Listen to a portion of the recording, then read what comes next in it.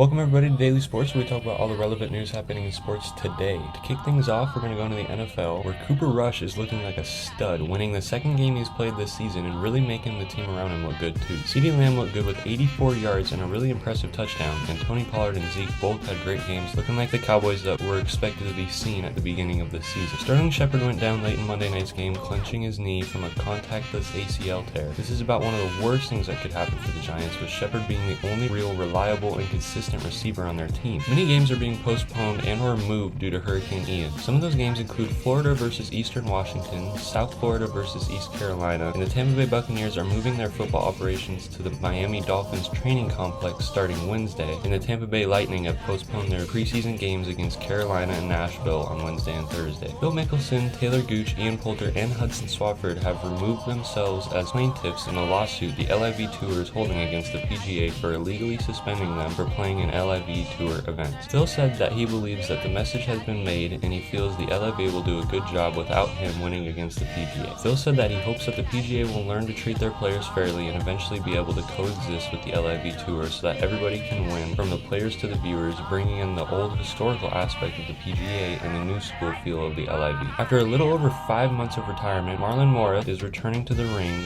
for the PFL under a new multi-fight deal. He has already agreed to a featherweight matchup against Shane Burgos on the Promotions Tournament Finals card later this year, which isn't scheduled yet but is expected to take place around November. The IARP came to the conclusion that Memphis Tigers basketball coach Penny Hardaway did not violate any NCAA rules for providing benefits to 3 student athletes, but they did decide that Memphis failed to monitor the education and activities of an athletics booster, provided impermissible extra benefits, conducted impermissible recruiting activities with prospective student athletes, and failed to cooperate with the investigation process by delaying the production of requested documents. So they will be placed on 3 years probation and will be fined for $5,000 and 0.25% of their men's basketball budget after they were found guilty of 4 level 2 violations and 5 level 3 violations. That's all I have for today in sports. Check back tomorrow for some more sports updates.